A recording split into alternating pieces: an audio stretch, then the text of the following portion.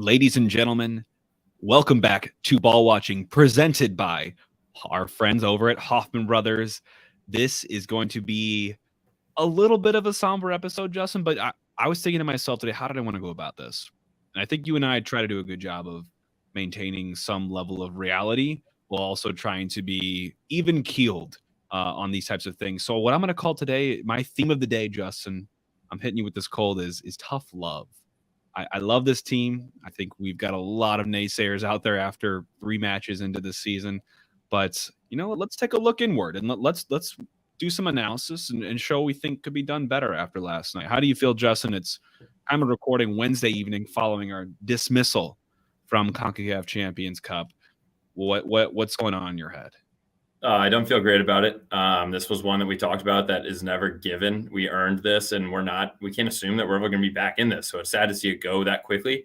Have a lot of thoughts on it. And I know we're going to make this one a little bit different for everybody because I think we have a lot of people that have reached out to us with some DMs and comments, and I want to touch on all of them. So we're going to keep the recap pretty light itself and then just go a little bit more in depth about the team and what everybody's feeling right now.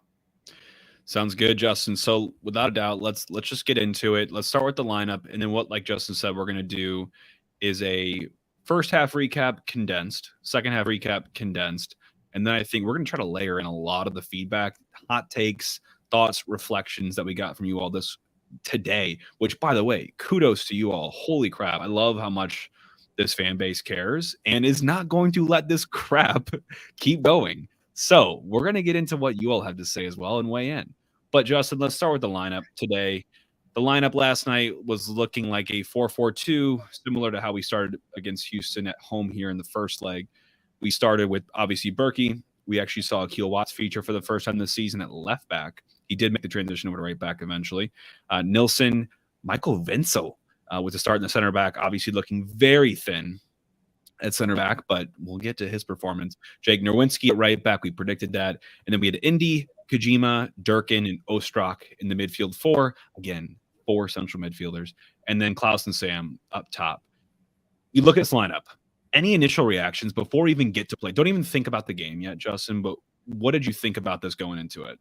Well, I mean, immediately the back four is what the first thing I saw when they listed the 11. I think when you look at Watts, Nilsson, Vincel, and Nerwinski, I mean, that seems like an open cup lineup, in my opinion, which we'll touch on later. But I think I do want to – I'll just going to bring it up right now, Jake. We have a lot of DMs as well. People being frustrated with why did we – yes, we had 3 games in a week. I understand. Tuesday, Saturday, Tuesday. Why didn't we rest our guys on Saturday when we realized that the regular season is so long? And I have a great shout out here from Eric on Instagram. He said, I'd love to hear about it tomorrow, but for Sporting Kansas City, for example, didn't win a game for the first 10 games of their season last year and still made the playoffs. LAFC was barely on the playoff spot at all in June when Champions League ended last year. The season is too long not to be able to put up strong enough lineups in big tournaments. And I agree, because now we're talking about it too. I mentioned the Open Cup. I don't know how, now the fact that there's a chance that we're not even going to be in the Open Cup, the only games that we will have outside of the regular season will be Leagues Cup in August. And so now it's just a very bland season for us. Well, yeah, now we can just focus directly on the regular season, which I guess that's what we wanted, because that starting lineup is not what I was hoping for. It's a shame. It really is a shame. I really feel disappointed today because is there a guarantee we're going to get into this tournament ever again? I don't know. It's very hard to qualify for, and I think people don't realize that enough, that what we did last year in terms of our performance for the full season was nothing short of incredible, especially for an expansion team, obviously. Not many teams get to have the ability to qualify for this tournament. So I think we kind of ended up taking it a little bit for granted, like you said, and I don't think this was necessarily the highest priority, and that's fine. If you're going to go home on Saturday and tear New York City FC to shreds or learn from this experience, because we have shown nothing in big knockout games, which is a big worry of mine as well. As long as we're progressing from it, I'm fine. But it's just the way we went out was just brutal. I mean, it wasn't great even in the first leg. We did get the W, but man, I'm just struggling today a little bit because I feel like I don't want to overreact, but this is a pretty big obstacle to hit right away in the season to me. No, I completely agree. And I think there's one question that just came in as well from Travis. And this is a point that I had as more of a low light in general that we were going to touch on. But he goes, so why is Klaus perpetually playing so deep? And I think it's because of these formations that we have him in right now. We have him either playing side by side with the Dinaran, which was last game, or underneath of a Dinaran. And you can tell that he's one of those players that gets very frustrated when he doesn't get the ball. He'll throw his hands up. And when you don't get the ball and you're frustrated as a forward, you drop further back to try to get it to your feet. But that's not Klaus. Klaus is not a hold the ball up player.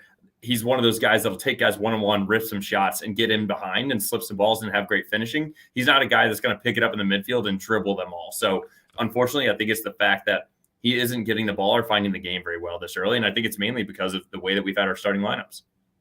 And I think it's just the way what pans out when you play a Dinaran and Klaus together. I've never been a huge fan of it. I just don't know if we found the right recipe where they can coexist together and collaborate and really play well off each other, like we've seen with Klaus and Nico, RIP. But I saw a great comment in an Instagram live feed here from V-Ball Mama 62 saying, wasn't crazy about Sam and Klaus up top. I'm with you, V-Ball Mama. It's not my ideal formation. We haven't found a way for them to coexist. Justin, we're getting way over all of the place right now. Let's cover the game, at least from some of the big points to cover off on, and we'll get back into the takes and the thoughts. Guys, keep them coming. These are great. And honestly, Jake, there is one take that we need to start the game with was the streaming. I texted you and I was like, has the game started yet? When it was supposed to be right at 9:30. And you responded 2 minutes later, like, no, it hasn't. In that time, I went to Twitter, saw that City said, oh, we kicked off, kept like reloading my apps, trying to figure it out, spent 4 minutes of the game trying to find it. Then when it hit the 5th minute of the game, once I found it, I went to my phone and texted it to everybody I knew that was asking about the game for the next 10. So I didn't even see the first 10 minutes. And then when I turned it on in the 11th minute, it looked like the Houston Stadium had COVID and that everybody had to sit at least 6 feet apart. I saw a lot of great videos and actual photos on Twitter about how empty that stadium was, and rightfully so. The fact that the Champions Cup is on 2 Central teams at a 9:30 p.m. on a Tuesday, I don't know how they even think people are going to show out. I don't really get it whatsoever. But if should have it played to our advantage, I'm like, wow, this place is dead. Usually Houston is extremely good at home. They have a great home standing with their people, but it was absolutely dead. It was, yeah. Not a great showing from Houston. Surely not us in here in St. Louis at City Park. But I literally missed the first like 15 minutes. I know I texted you. I was like freaking out. Like I could not find a way to get into this. Like my Spectrum login wasn't working. I was going to every site known to man to look where I could find this game streaming. Couldn't do it. Finally got into it. As I flipped it on, 17th minute, got a low light here. Long ball into the back post. It was headed down by Carrasquilla, who he mentioned was going to be dangerous all game, and no one could control it. It ends up with a blocked kind of half opportunity shot that rolls straight to Roman. The ball popped. That was crazy. This night was just a weird night already with like the streaming thing, and the ball popped. Who's dropping the ball here? I mean, we got to have someone that's dropping the ball. We got to have someone that's pumping these babies up mid-game. We can't have this happening at the top. I don't even know how it was possible. I was so confused, and they didn't show like a replay on it or anything, but I was like, what? And then so VAR. Yes. And like I said, we're going to run through this quickly. We're going to have five things from each half because we have so much else to talk about. But I will say one of the biggest, probably our biggest highlight of the game was in the 27th minute. It was a giveaway by the Houston D to Klaus, who slots in Sam Adeniran, who's wide open, running from the right side through the middle, one-on-one with the keeper. He decides to hit it with his left foot, which is kind of coming like not across his body, but hitting it, kind of opening his body right up, hits it off of Clark's chest with a great save there. Then I will say after that, I kind of wish that he would have taken a touch and been a little bit more composed there. Right after that, Ostrak gets it back, tries to slot it back to Klaus, who's waiting for the PK spot to just absolutely bury it. It ends up getting cut out as a slide, and that was our best chance of the game. That opportunity, I was almost a little bit glad at the time that didn't go in because that just had shades of last year written all over it. And you knew the celebration police, the goal scoring police were going to come out and say, St. Louis getting the giveaway once again, and they're scoring and they're outperforming, blah, blah, blah. Yeah, I would go back and probably take that goal. I still think Ostrak should have ripped on that instead of trying to cut back. It's just, we're not the team that's going to make this ever look pretty. When you have a chance, even if it's at a tight angle like that, but you're one-on-one with the goalkeeper, rip it low, far post. That is a hard save to make for any goalkeeper. And we did on the goalkeeper front. To me, as ugly as this game was, you learned a couple of things positively. One, Roman Berkey is in mid, goalkeeper of the year form, mid-season already. I mean, he couldn't keep out the goal, but that save that he made in the 33rd minute on Grey Goose, I think it was, on the shot from 25 yards out, had so much pace on it. It was dipping. It's a tough save to make for a goalkeeper to get down that quickly. Strong paw on it, bounces out. Our defender isn't tracking the runner in for the rebound, and he gets up immediately on a split second and plays big, cuts down the angle, gets the hands low, and makes an incredible rebound save. I mean, the guy, you can't always count on him for stuff like this, but those types of moments keep us in the game. And had they scored in the first half, I would have potentially called it ball game then for us, because we had no sense for any attack. No, we had no attack the entire game. I will say, but to kind of round out the half real quick, I would say another massive L as we're talking about biggest highlights and lowlights.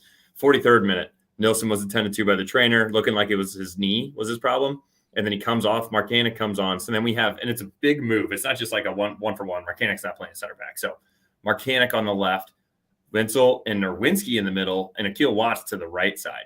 Talk about another switch up on defense that there is no one there that is a mainstay or will be a consistent starter. Marcanic, hopefully, see how it plays out with Dewar. Otherwise, all four of those guys are at least second tier for their position. So not something that we wanted to round out in a game that is pretty much like a playoff game for us. Saw a lot of Jake Nerwinski slander today, and I know we've participated in our own bit. I'll put my hand up, and I think some of it's rightly deserved. Some of it goes a little bit too far, but now in the center back position, which we know that he's capable of playing. He didn't play, I don't think, at all last year, but he's now at center back, and in the 45+2, so we're at the dying minutes of first half, they have a back heel in from Coco Carrasquilla. He tries to send, I think it was Siegel in behind, and Nerwinski is kind of caught in two minds, whether just to plow this one out one time on the bounce or try to play the ball and dribble it out and then pass out of that. And he kind of like swings at it, but it hits him and it settles right in front of him. He tries on the ground now to just like clear it out with his foot, and they're in on goal. And oh my God, dude, I was biting my nails. I always hope for the best for Jake Nerwinski, because I feel like he's just been through the ringer here and he goes through the spin cycle with the fans. But Watts, he's got to be thanking his lucky stars for, because Watts comes back on the sprint, the dead sprint, and lays in a huge block on the shot. That was my highlight, besides Roman Berkey, of the first half. Yeah, I will say the one thing that we did well, especially in the first half, was blocking shots from a defensive perspective. So going into halftime, they had 2 shots on goal.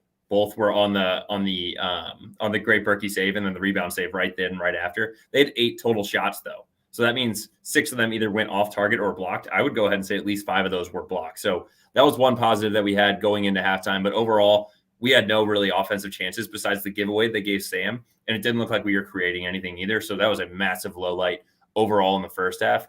But jumping straight into the second half, Jake, similar to a block that we had there, this one then sparked an offensive tack. In the 55th minute, we had a great track back by Wenzel, and he slid and blocked Dorsey's shot at the top of the 18. Then we counter, and Klaus slides Sam Didiran, who's coming down the left-hand side, in completely one-on-one with the goalkeeper. You're like, oh, Sam's got sprint speed. He'll be completely fine. He'll finish this. They get caught up almost a little bit. He takes one bad touch right there at the end that is not far out in front of him, and he has to slow down and kind of reach back to try to shoot it.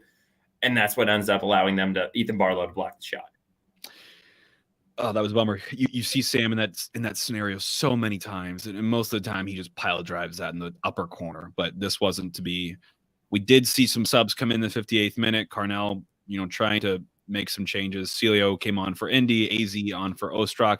You'd think we'd see some spark there. I don't really think we got what we were looking for, because 2 minutes later they scored their goal. It was a foul from AZ, very, very deep out, 45 yards or so from goal. Dead ball was floated in.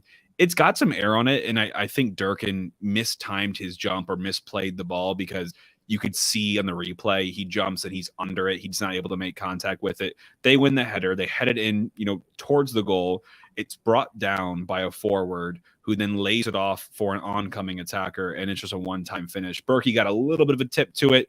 It was hit with a good amount of pace, and it was kind of a snap shot that I don't really fault him at all for it. But set-piece goals, you cannot allow those when you're playing like this with aggregate goals. And by the way, defensively, we weren't awful last night. I actually think our defense was okay. It's our attack that I am gravely worried about at this point. I mean, we had a full depth chart on our back line last night, and we kept Houston out for most of it. So that's a bigger theme to talk about more. But that was my thought on the goal. Yeah, and I felt like Wenzel actually had a relatively decent game as well. There's a couple times where I thought that he could go up and win a ball and he would let it bounce. And I think he was in hopes that he could use kind of his large stature to get the ball there. I just want him to go attack it and win it forward. And then unfortunately in the 69th minute, we had a little friendly fire, Jake. Kojima was going in and he's going for a slide tackle, basically just takes out Wenzel in the knee, and both are kind of laying around. Literally just leads to 2 minutes later, subs coming on, Thor coming on for Sam and Leuven for Kojima. And so I want to talk about this one real quick, Jake, before we move on to the remaining lowlights of the game. Thor coming on for Sam, I don't really know if I fully understand that. It was Klaus doing something that, and I know there was someone else on Instagram that was asking us this, like, what would you have done there? Would you have taken Sam out? Because I feel like he was creating our chances, and I feel like Klaus is just getting a little bit frustrated. I understand that Sam missed 2 big chances, but in my opinion, leave the big man in there and let him run. And then also Leuven for Kojima, still probably a minutes restriction thing there for Leuven, and that's why he's not starting. But just trying to get that guy up and running on a minutes restriction with 20 minutes left in the game, it just doesn't seem like there's going to be anything that you can really provide. Yeah, the Klaus and Sam, let's get into here in these questions. Let me think. Is there anything else we want to talk about, Justin, before we roll into the thoughts from the fans and listeners here? I guess, yeah. The last thing I'll say is that we made a lot of second half subs, and I just didn't see the energy out of the guys that came on.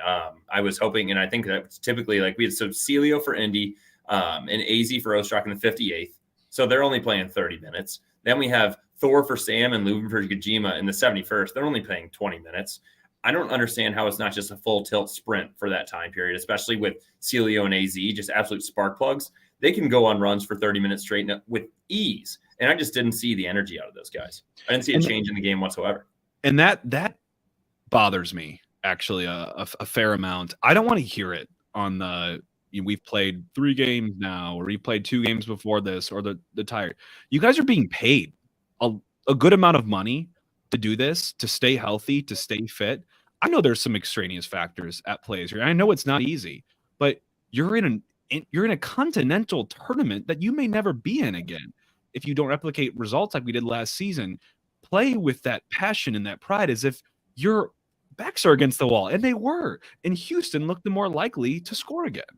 So that part I'm not okay with, and I really don't want to hear it about the fatigue or the tire. I know that happens, and it happens for every team, but good teams find a way to grind out results like that. And last night we played scared. We played like a lifeless team that had just never seen this stage before. So yeah, we'll do more on these takes here, but I think you brought up a good point there. I didn't see much of a response at all from the substitutes. So Justin, let's get into some comments that we got from listeners, some takes here. Let's address the Klaus and Sam thing first. I want to take this and start it off with, like I said, I don't think they coexist well yet. There's not been a game where I've seen them really gel well. And I think the reason we keep rolling with this is that they're similar in stature, but very different in terms of profiles. If you have nothing going for you, Sam is your guy to make something out of nothing, to generate chances, to be a bowling ball down the field. If you want to win and succeed consistently and do it, I don't know, in a way that doesn't involve someone making a masterpiece of a individual play, Klaus is your guy. And he makes some of those masterpieces as well. But he's in a connect. And right now he's so frustrated and he's not being able to play his game. He's dropping so deep and letting Adeniran just run in behind him and do all of that off the ball work. Klaus, I've noticed, is getting better in terms of his press and his contributions off ball, which I think is something they probably worked on with him. But you've got to get your goal scoring. And I'd say the same thing for Leuven. Leuven, honestly, I haven't really seen the best of probably since maybe like League's Cup. He just hasn't been the same for us. And he's our string puller, and he just hasn't been like that. And he didn't get a huge chance last night, so I'll caveat that. But that's where I take that debate. No, I absolutely agree. And I was just scrolling back to see, and you got to think about this.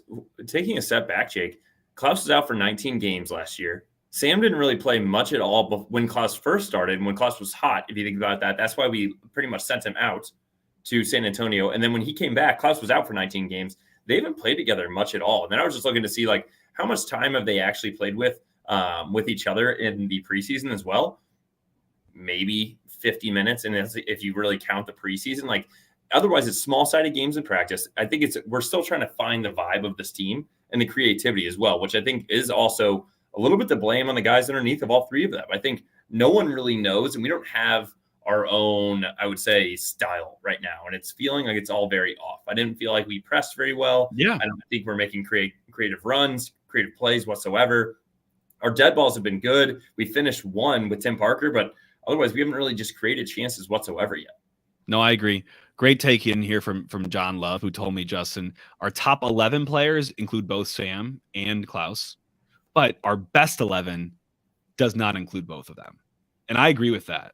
I definitely agree. It's hard to admit because you want to see both of them playing on the field. I saw another good take in here from Sean on Twitter, now X, saying that I think the 10,000-foot view is still appropriate and relevant. The MLS season is very, very, very long. Last year, Sporting Kansas City had an abysmal start to the season, yet still made the playoffs. Last night sucked, but let's not panic yet. And I agree. I don't want to hit the panic button at this moment. I do want to hit the button of why or how have we not improved from last season yet. I feel like we've regressed. And I think regression from a points perspective or a Western Conference perspective is to be expected. But we need to progress in terms of our principles and our style of play and our ability to succeed and compete on the pitch. And that's not looking anything like it was at this time last year.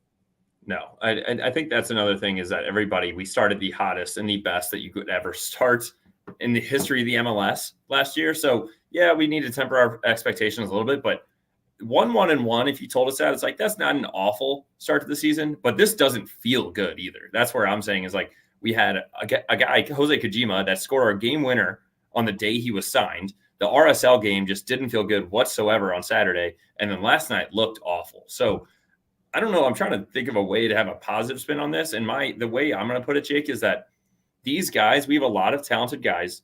I don't think we have any locker room problems. They just need to start gelling. And I think they will. And I think once we get that starting to click and we have that spark of creativity, I don't know who's going to start it and who's going to kind of hop onto that bandwagon. But I do think then we can start rolling downhill and starting to play a lot better. It's just a rough start right now. What would you say about Carnell? I've seen a couple of folks DM me or message me about Carnell and their thoughts on him. I do think part of this is on his shoulders as well. Last night, think about our subs, think about our tactics. We looked stuck in the mud. We didn't change anything, notably, at least. We maybe changed a little bit of the formation, obviously, to do some personnel change because of injuries and subs. But when did you see us adapt to Houston or maybe go after it in this game until we got scored on? You know what I mean? I don't think that's something that we were necessarily high on him for last year, his in-game substitutions and adjustments. And I think, again, today or last night, we are reiterating that same point. I mean, I'll give him the subs because if you think about it, they didn't score until the 60th. So in the 58th, he did bring on Celio and AZ. So you know that we're trying to get a little bit of spark plug, knowing that if we go down 1-0, we have to score. And like we would have to score regardless. Like if they score a goal, if we tie 1-1, we're through. So we did bring on Celio and AZ. I think all of this, though, starts with, Jake, is the decision on Saturday. When we're starting Berkey, Tutland, Nilsson, Parker, Markinick, Blum, Leuven, Celio, AZ, Thorson, Klaus, I would have much rather started the squad that we started yesterday on Saturday and then started that squad yesterday. Does that make sense? I feel like the starting 11 that we played on Saturday was much stronger, and I think it made guys tired. We had a couple injuries, yes, but there was guys on minute restrictions like Leuven. And we look at then, unfortunately, Parker went down. Totland would have started I don't think he has an injury right now. I think he just didn't play because he played 2 full 90s. Markinick, same situation. I just don't see the reason as to why we need to start such a strong 11 on a regular season game when we have Champions Cup second leg away 3 days later. Yeah, I think it is because they are going to prioritize MLS Cup, and they always will. That's just the vibe that I'm getting. I listened to that when Carnell did his City Voices interview. One other thing I want to mention, Justin, I got a good comment about from Joshua on X, was our midfield has zero cohesion.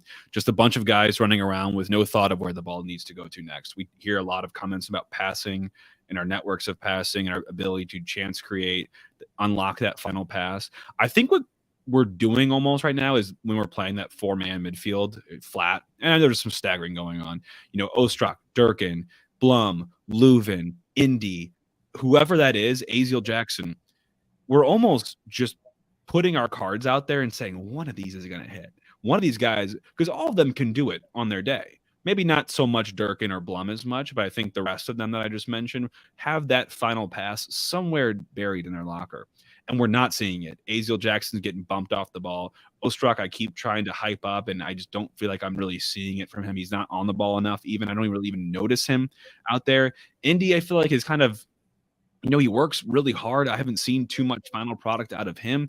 We need that person to pick the lock to bring in an Adeniran, to bring in a Klaus, or to spray out wide for a more true winger like Erasmus Hall, who I think we're sorely missing right now. So the midfield, I agree. It's been our weakest point. I think our attack as well. But honestly, I am okay with our defense so far this season. And I think we showed last night. A guy like Michael Vincel steps up here, and I'm not going to spoil my own party, but I think he has one of the better performances of the entire team, and that shouldn't be the case. No, I feel like that we already talked about it. The only highlights we had was the 2 slips in that Sam had, but the other highlights that we had were not offensive. They were defensive, from blocks and people getting back. We talk about Winslow. We talk about Akil Watts. I mean, those guys played their butts off to try to keep this game alive. Unfortunately, we just had no spark on the offensive side. So is there anything else that you really want to talk about this game? I feel like we need to get some kind of a positive spin or something. No, I agree. The last thing I'll say is my heart and soul of the team, the performance last night for me, I'm giving it to Michael Vincel. 3 interceptions, 4 recoveries, 3 blocks, 3 clearances, 2 of them being headed clearances. He played like a man possessed like last night, like someone that embodied the spirit that I think we really are trying to capture with this club, this blue collar mentality, this I am not above any of this. I'm going to get dirty and get down and play this game the way it's supposed to be played. He played so passionately last night. I loved to see it. Like that energy. Why don't we have that with our more known players? If that guy's showing you up, we have a problem. No one's playing hard enough. No one's playing harder than him. We have a problem. I would agree with that. I'm going to make it a lot easier, Jake. My heart and soul, sponsored by Soul Juice. You can get it for 20% off at souljuice.com. Get it at Schnucks, Deerbergs, Straub's, Sam's, anywhere, Costco, gas stations coming. My heart and soul of the game is anybody that stayed awake for that one, because that one was just sad. So if you were able to stay awake, even to get all the way to the goal, I'm happy with it. If you're staying awake through the entire game, even happier with you. And if you're so frustrated that you couldn't sleep afterwards and all the DMs that we got after the game, you're the true heart and soul juice of the game. I love it. I love it. Yeah, Justin, let's turn the page for now. We're coming home. Boys are a little banged up, and we need some points. We need some juices to start flowing. And I think New York City could be that team for us. So let's get into New York City FC, NYCFC. We actually have never played them. So I'm going to go a little bit into history quickly, but they're owned by City Football Group. So Manchester City, I think Girona in Spain are owned by them. And they are a very, very valuable franchise in MLS, despite not being great recently. They're the 4th most valuable franchise. They began in 2015, mostly play out of Yankee Stadium, which is a great place to play soccer. If you've never seen the optics there, I'm being very sarcastic. They do have an MLS Cup. That was back in 2021. And famous players include none other than one of the MLS all-time greats, David Villa, 77 goals and 177 appearances. They've also had Andre Pirlo and Frank Lampard don the NYCFC jersey as well. So some big names have played for this team. Did Diego Gigliani come from Citigroup? Yes. Okay, there you go. Thank you. That was why the noise. I was trying to search that and confirm it. Mm-hmm. Like you said, we did not play them last year. So that's usually where we say, what did we play against them? How did they do last year just on their own without playing us?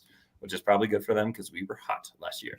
Full record, 9-11-14. Finished 11th in the East. Missed the playoff by 2 points. Home record, 8-3-6. Away record, 1-8-8. Good to know for this coming Saturday. Goals 4. They only had 35. 3rd worst in the MLS. However, the reason they were kind of able to hang around and only miss playoffs by 2 points, they only had 39 goals against, which is 5th best in the MLS. So very strong showing for them there. And then to start this season, they had a 1-0 loss at Charlotte so far. But I will say, if you saw Charlotte, some of those videos that came out of that place was absolutely rocking. Yeah. They play where the Panthers are too. Think so. Yes. And they just absolutely fill out a football stadium, just like Atlanta did when they first got their team. Yeah, no, they actually do have a cool atmosphere. But I will say, more isn't always more in the case of people, butts and seats, because I do think our atmosphere still trumps theirs, despite being far less in terms of people. But yes, like you said, just lost to Charlotte on the opening fixture for this past weekend. Three kind of key players to watch for in this match. They dip very heavily into the South American pool for their talent, especially recently. The folks that I'll mention here are Julian Fernandez is a right winger for them. He's a 20-year-old Argentinian, and he was acquired by New York City FC back in August of last year from one of the top Argentinian first-tier sides. 7 goals, 2 assists in 60 all-competition appearances for that team before he got here.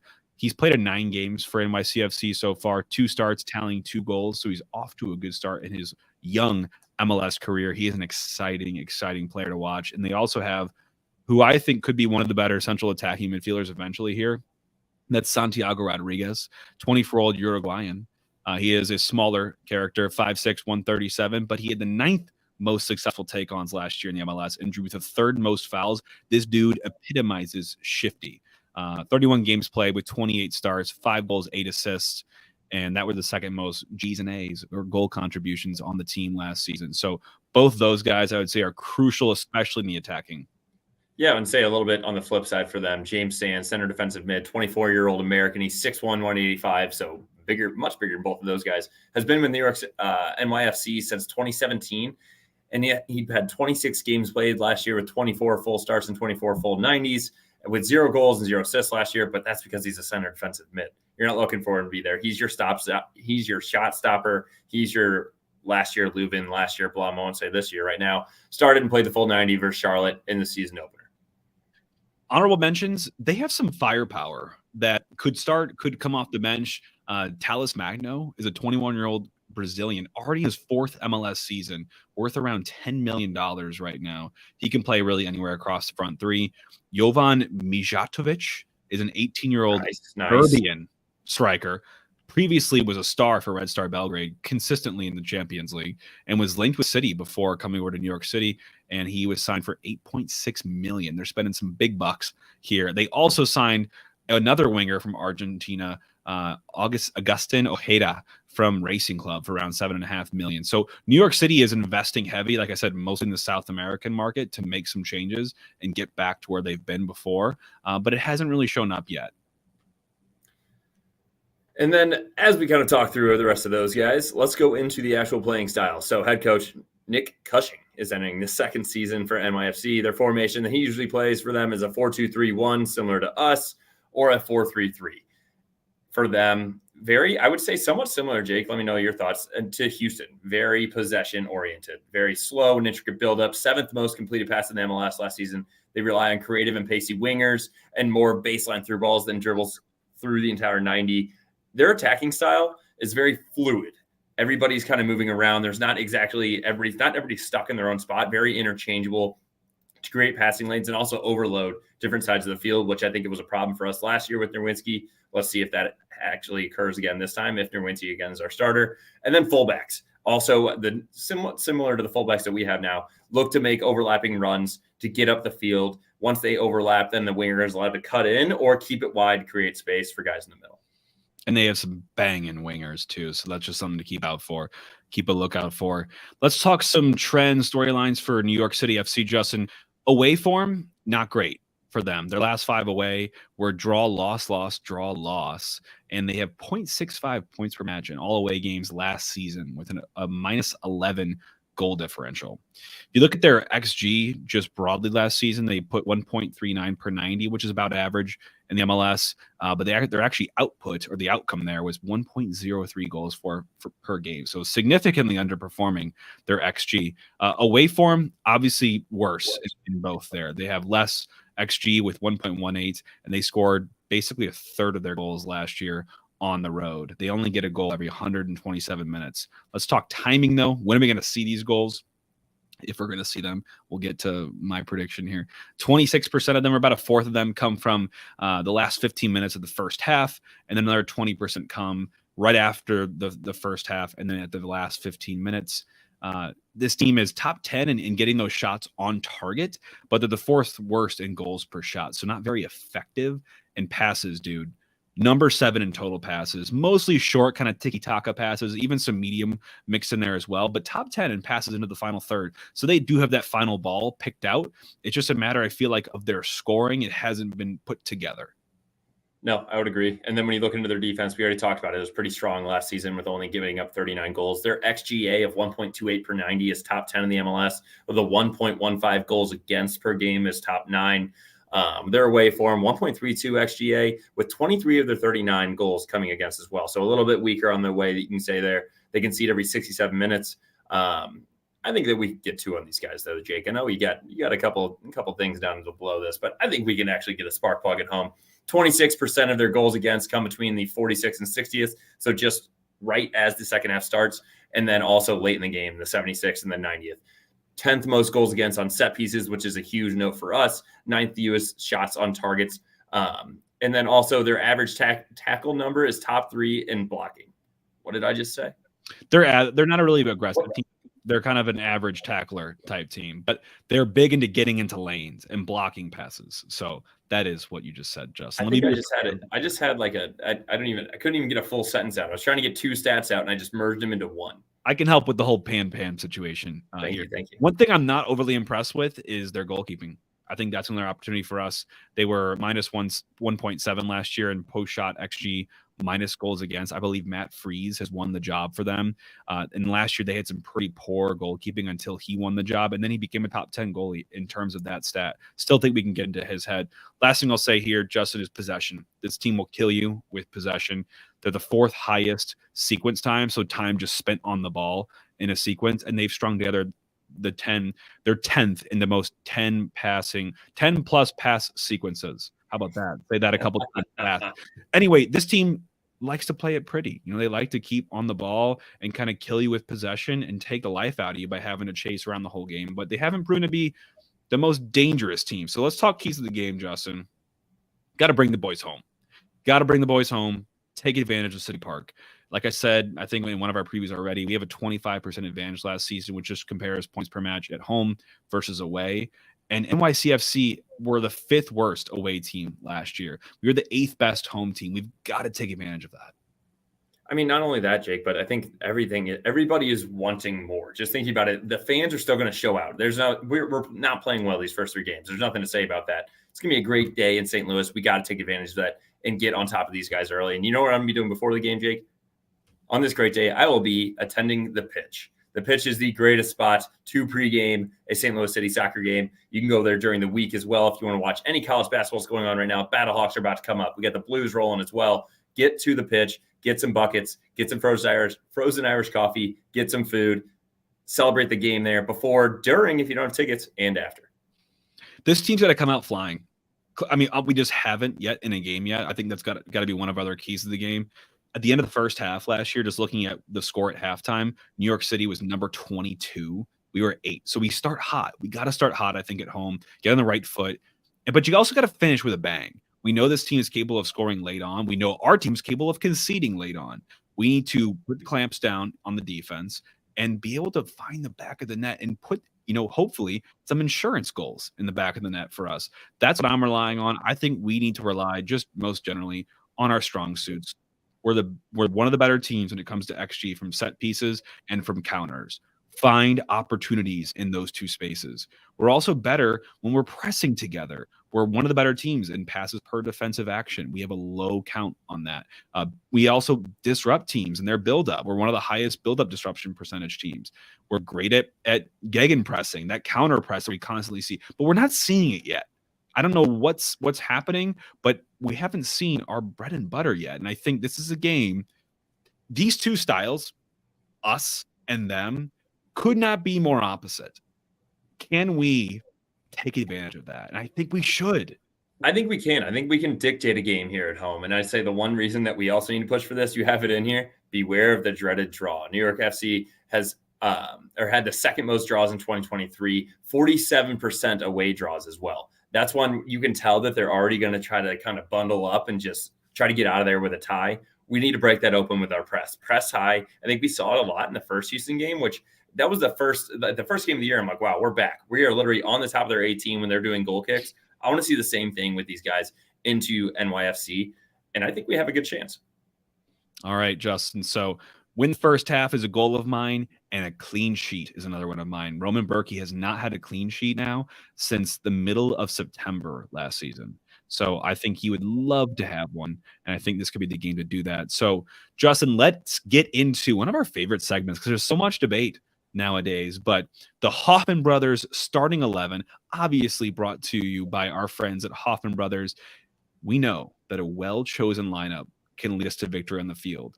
Hoffman Brothers has got to be in yours for all of your home repairs, all of your home appliances. They do everything under the sun: heating, cooling, appliances, ductwork, you name it, they do it. And they are your friends, and they will make your life so much better. So make sure you give them a call and tell your friends at Ball Watching here sent you. So, Justin, the Hoffman Brothers starting 11.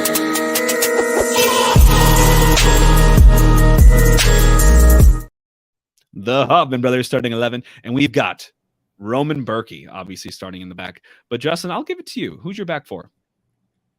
I'm gonna honestly go back to Mark Koenig, honestly, dude. I think that they were trying to give him a little bit of left or rest there after playing 2 full 90s. Put him on the left. I'm gonna go with Yarrow and Parker. I think Parker's gonna be ready for this. He was on the bench last game, didn't get in. Nilsson, I think they're gonna take it very careful with him, and he will not be playing coming this Saturday. And I'm gonna put Totlin back on the right. I know this is what you have or you had something a little bit different in the back four there, but I'm going with Mark Koenig on the left. I like that shout. I'm gonna keep putting Dewar on here until I just speak it into existence.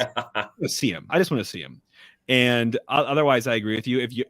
I heard Carnell post game, and he said that Parker was closer than Yarrow was. I wonder if they'll be a little cautious with Yarrow, because I mean, I wouldn't be mad if I saw Parker and Wenzel on the back line either. So I could see that also being something. But I'm gonna play Blum and Leuven until they kick into gear. I'm putting them right installed back into the midfield. And I'm going back to my 4-2-3-1. So my 3, actually, I'm torn here because I don't think any of the options are incredible at this point on the left side. But I'm going to go to Thorson and give him a look with Aziel Jackson in the middle and Indy out on the wide right who can come in. And I'm going to put Klaus up top. I don't think Adeniran blew me away last game. And I think this is a team – I love Adeniran when he can come on against tired legs. And that's always something that you're going to have in your pocket late on in the game. And maybe last 30 minutes or so. You can give him more time. But I want to see Klaus kick into gear here. And I think this is a game that you can do that in. So that's my 11.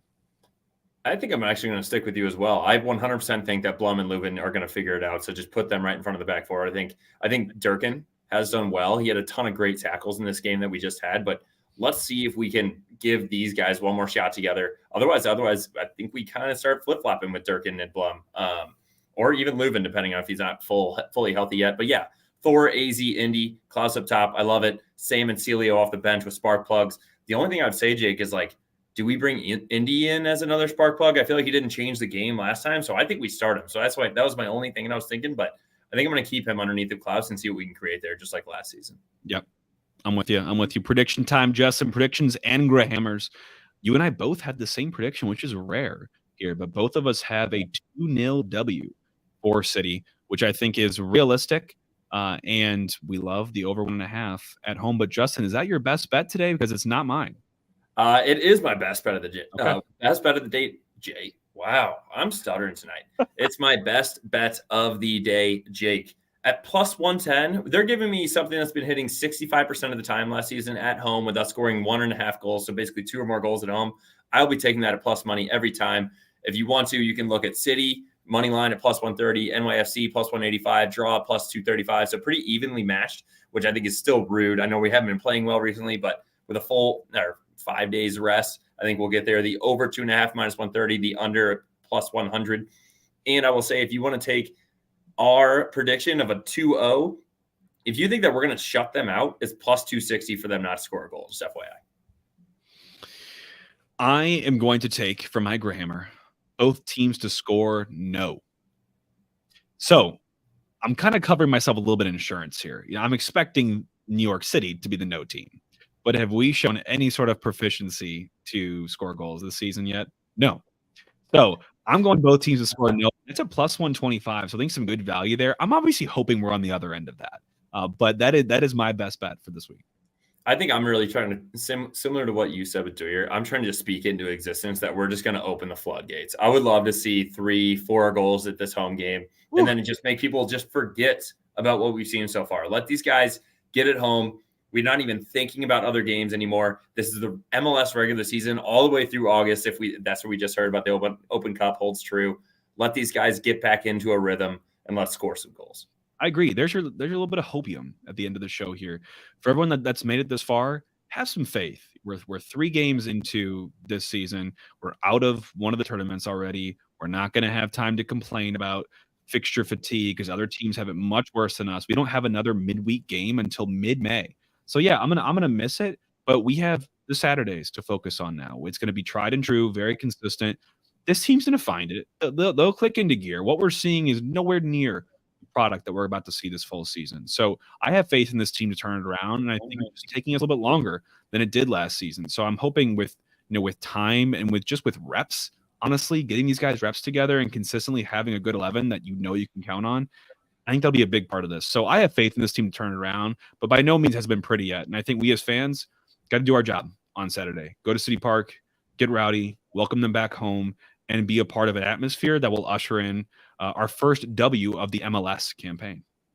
Let's absolutely do it. All for City. All for City.